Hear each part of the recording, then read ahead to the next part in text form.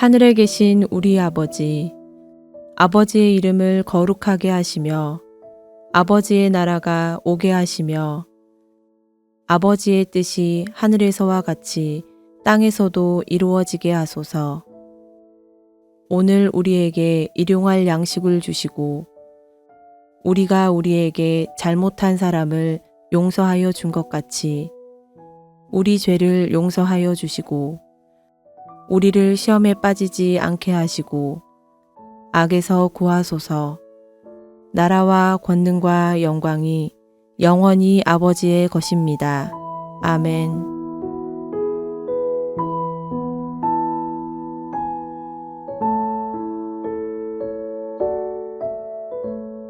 그때 여호와께서 발람의 눈을 밝히심에 여호와의 사자가 손에 칼을 빼들고 길에 선 것을 그가 보고 머리를 숙이고 엎드리니 여호와의 사자가 그에게 이르되 너는 어찌하여 내 나귀를 이같이 3번 때렸느냐?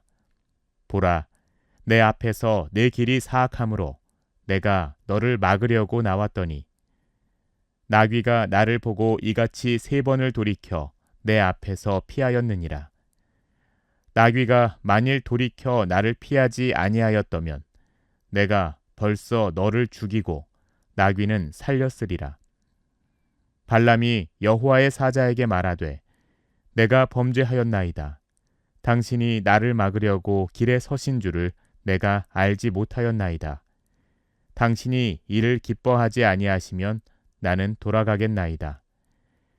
여호와의 사자가 발람에게 이르되 그 사람들과 함께 가라.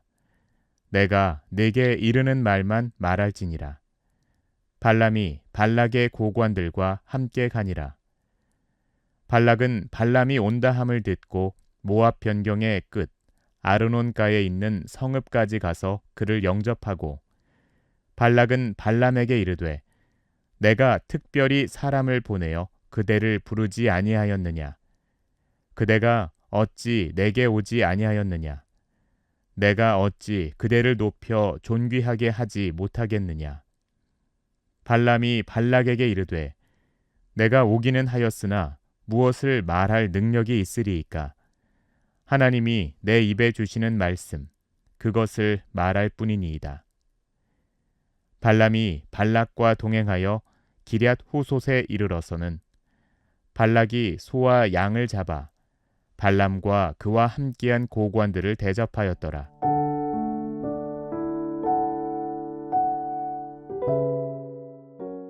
욕심에 눈이 멀어 어리석은 결정을 하고 길을 떠나는 발람에게 하나님은 나귀의 입을 열어 경고하시고 그의 눈을 밝히셨습니다. 그러자 그가 여호와의 사자를 보고 엎드립니다. 그리고 하나님의 경고를 귀담아 듣습니다. 민수기에 기록된 이 놀라운 이야기는 평범한 나귀의 입을 통해 선지자를 훈계하시는 하나님의 창조적인 방법을 보여줍니다. 때로는 우리의 삶에서 예상하지 못한 방법으로 하나님의 뜻이 드러날 때가 있습니다.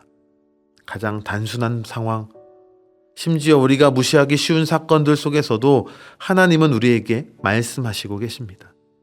우리는 이 이야기를 통해 자신의 판단을 돌아보고 주님의 계시를 존중하며 하나님을 기다리는 훈련을 할 기회를 얻게 될 것입니다.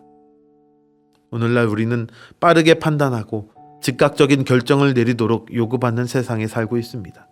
그러나 하나님의 시간표는 이와 다르며 그분의 방식은 우리의 방식보다 높은 방식입니다. 발람의 이야기는 우리에게 잠시 멈추어 하나님의 음성에 귀 기울이는 법을 가르쳐 줍니다. 31절을 보겠습니다. 여호와께서 드디어 발람의 눈을 열어주시사 그가 여호와의 사자를 보게 됩니다. 칼을 들고 서 있는 사자를 본 발람은 두려움에 사로잡혀 엎드립니다. 여호와의 사자는 발람에게 만약 나귀가 피하지 않았더라면 그를 벌써 죽였을 것이다 라고 말합니다. 그제야 발람은 자신의 영적 무지와 판단의 오류를 깨닫습니다. 하나님께서 발람의 눈을 여신 것은 단순한 물리적 시력의 문제가 아니었습니다. 그것은 영적 현실을 보게 하는 초자연적인 능력이었습니다. 사실 발람은 그 당시 유명한 점술가였으며 이방 민족들 사이에서는 능력 있는 예언자로 알려져 있었습니다. 그러나 그의 모든 영적 능력에도 불구하고 그는 바로 눈앞에 있는 하나님의 사자를 보지 못했습니다. 이와 같이 세상적인 지혜와 능력이 항상 하나님의 일을 분별할 수 있는 것은 아닙니다. 발람은 보이는 대로 상황을 판단했고 나귀가 그의 목숨을 구한 것도 모른 채 3번이나 때렸던 것입니다. 그는 나귀가 고집을 부리거나 반항한다고 생각했을 것입니다. 얼마나 자주 우리도 상황의 표면만 보고 판단하며 하나님이 그 상황 속에서 우리를 보호하시거나 인도하는 깊은 목적을 놓치고 있는지요. 발람의 이야기는 인간이 자신의 감각과 판단에 지나치게 의존하면 영적 실체를 보지 못할 수 있음을 강력하게 경고합니다.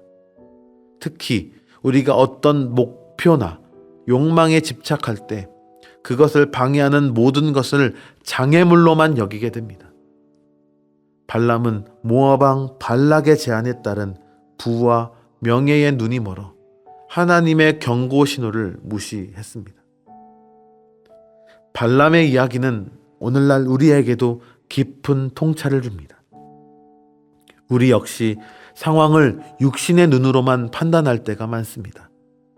직장에서의 어려움, 관계의 갈등, 예상치 못한 질병이나 재정적 문제 등을 만날 때 우리는 그것을 단순히 극복해야 할 장애물로만 볼 수 있습니다.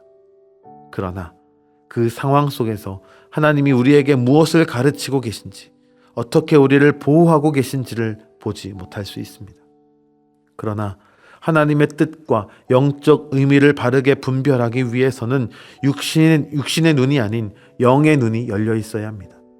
그리고 영적인 눈으로 보기 위해서는 기도와 말씀을 통해 하나님의 시각으로 상황을 바라볼 수 있는 영적 훈련이 필요합니다. 영적으로 볼 수 있는 능력은 우리의 기도와 말씀 묵상, 그리고 성령님께 민감하게 반응하는 삶을 통해서 개발될 수 있습니다. 그러므로 우리는 매일 나의 눈을 열어서 주의 법에 기이한 것을 보게 하소서라고 기도해야 하는 것입니다. 발람은 자신의 판단이 절대적으로 옳다고 확신했으나 그것이 치명적인 오류였음을 깨달았습니다. 이는 우리가 때때로 자신의 생각과 판단을 지나치게 확신하게 된다면 그로 말미암아 교만에 빠질 수 있다는 것을 말씀하고 있는 것입니다. 사도 바울은 스스로 지혜 있다 하면서도 어리석게 되었나니라고 경고했습니다. 자신의 지혜를 과신하는 것은 하나님의 지혜를 놓치는 지름길입니다. 그러므로 우리는 자신의 판단을 절대시하지 말고 늘 겸손한 마음으로 하나님의 뜻을 구해야 합니다.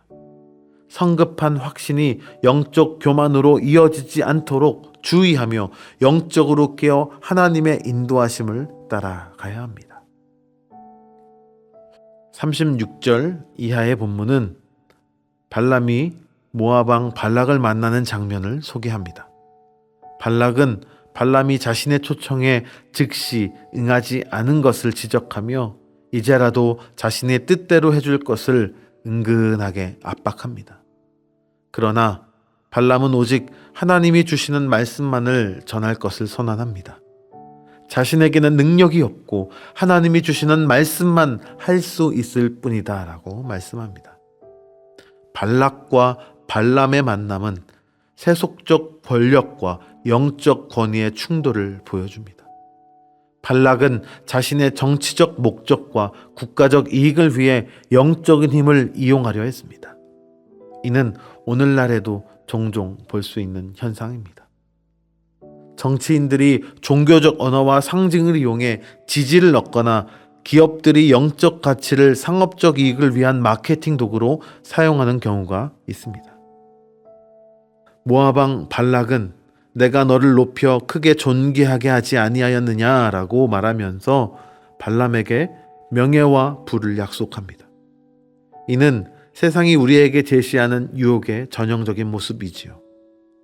그러나 발람은 이제 하나님의 경고를 받은 후 적어도 표면적으로는 그러한 유혹에 넘어가지 않겠다라고 하는 의지를 보여줍니다. 물론 이 선언은 온전한 믿음에서 나온 것이 아닙니다. 하나님의 경고가 두려워서 함부로 경거망동하지 않기 위한 것일 뿐입니다. 발람의 마음속에는 여전히 발락의 제안에 대한 미련이 있었을 것입니다. 이는 우리에게 중요한 교훈을 줍니다. 때로는 우리의 말과 행동이 올바르게 보일지라도 우리의 마음의 상태와 동기는 다를 수 있습니다. 그렇기에 하나님의 백성은 더더욱 하나님의 뜻을 먼저 묻고 자신의 생각이나 판단을 따라 말하지 않도록 주의해야 합니다. 야고보는 내 사랑하는 형제들아 너희가 알지니 사람마다 듣기는 속히 하고 말하기는 더디하며 성내기도 더디하라 라고 권면하였습니다. 이는 단순히 에티켓의 문제가 아니라 하나님의 뜻을 분별하고 그에 따라 행동하기 위한 영적 원칙입니다. 성급한 말은 문제를 더 크게 만들지만 신중한 말은 지혜를 드러냅니다. 잠언은 말이 많으면 허물을 면하기 어려우나 그 입술을 제어하는 자는 지혜가 있다라고 가르칩니다. 특히 중요한 결정을 내리거나 갈등 상황에서 또는 우리의 감정이 격해졌을 때 우리는 말을 아끼고 먼저 하나님의 뜻을 구해야 합니다. 우리에게 말할 능력이 없음을 깨달으면 주님이 말씀을 주실 때까지 기다리게 됩니다. 이는 수동적인 침묵이 아니라 적극적인 기다림입니다. 선지자 하박국은 내가 내 파수하는 곳에 서며 성루에 서서 바라보며 주께서 내게 무엇이라 말씀하실는지 내 질문에 대하여 어떻게 대답하실는지 기다리리라 라고 말하고 있습니다. 이러한 기다림은 하나님의 음성을 듣기 위한 준비된 자세입니다. 발람은 발락의 압박에도 일단 입을 닫기로 결심했습니다. 이는 그가 여호와의 사자를 만난 후 얻은 소중한 교훈이었습니다. 우리도 결정을 내려야 할 때나 상황이 급할 때 서두르기보다는 하나님의 인도를 기다리는 침묵의 지혜가 필요합니다. 전도서는 말씀합니다. 너는 하나님 앞에서 함부로 입을 열지 말며 급한 마음으로 말을 내지 말라. 하나님은 하늘에 계시고 너는 땅에 있음이니라. 그런즉 마땅히 말을 적게 할 것이라. 이는 우리가 하나님 앞에 가져야 할 경외심을 상기시켜 줍니다. 말을 아끼는 것은 단순히 실수를 줄이기 위함이 아니라 하나님의 위대하심과 우리의 연약함, 우리의 유한함을 인정하는 겸손한 자세인 것입니다. 우리의 한계를 알고 주님의 높음을 알 때 우리는 입을 닫고 귀를 열게 됩니다. 다윗은 여호와여 내 마음이 교만하지 아니하며 내 눈이 높지 아니하며 내가 큰 일과 감당하지 못할 놀라운 일을 하려고 힘쓰지 아니하나이다 라고 고백합니다. 이러한 겸손은 하나님의 인도하심을 받는 첫 번째 조건입니다. 오늘날 우리는 끊임없이 의견을 표현하고 자신의 생각을 주장하며 모든 일에 자신의 판단을 내리도록 요구받는 사회를 살고 있습니다. 소셜미디어와 스마트폰은 우리에게 즉각적인 반응과 끊임없는 소통을 요구합니다. 그러나 진정한 영적 지혜는 때로는 침묵하고 기다리며 경청하는 데 있습니다. 우리는 우리 자신의 목소리보다 하나님의 음성을 우선시하는 법을 배워야 하는 것입니다. 발람은 나귀의 갑작스러운 행동을 이해하지 못하고 자신의 눈에 보이는 대로 판단했지만 하나님이 그의 눈을 밝혀주시사 하나님의 사자를 발견한 후 자신의 판단이 얼마나 한계가 있었는지를 깨닫습니다. 그리고 발락을 만난 발람은 자신의 한계를 인정하고 하나님의 말씀만을 전하겠다 말합니다. 이 발람의 이야기는 우리에게 두 가지 중요한 영적 원칙을 가르쳐 줍니다. 영적으로 눈을 뜨는 것과 입을 닫는 것입니다. 이 두 가지는 균형을 이루어야 합니다. 영적으로는 눈을 뜨되 자신의 생각을 앞세우지 않고 입을 닫고 하나님의 인도하심을 기다리는 것입니다. 우리의 일상은 빠른 판단과 즉각적인 반응을 요구하는 상황으로 가득 차 있습니다. 그러나 하나님의 방식은 다릅니다.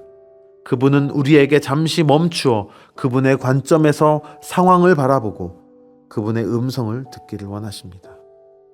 그렇게 할 때 우리는 표면적으로는 보이지 않던 하나님의 계획과 보호하심을 발견하게 됩니다. 이사야 선지자는 너희가 돌이켜 조용히 있어야 구원을 얻을 것이요 잠잠하고 신뢰하여야 함을 얻을 것이라 라고 기록합니다. 이 말씀은 우리에게도 동일하게 적용됩니다.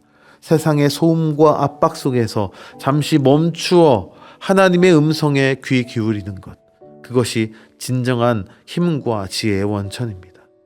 우리의 판단은 제한적이지만 우리의 지혜는 무한합니다. 우리의 말은 때로 공허하지만 하나님의 말씀은 생명을 줍니다. 우리가 진정으로 발람의 이야기에서 배울 수 있는 것은 하나님께서 항상 우리와 함께 계시며 우리가 그분의 목소리에 귀 기울일 때 가장 지혜로운 길로 인도하신다라는 것입니다. 주의 말씀은 내 발의 등이요 내 길의 빛이니이다. 이 말씀처럼 우리의 길을 밝히는 것은 우리 자신의 지혜가 아니라 하나님의 말씀입니다. 오늘도 우리의 영적인 눈이 열리고 우리의 입이 겸손히 닫혀 하나님의 음성에 귀 기울이는 복된 하루가 되시기를 바랍니다.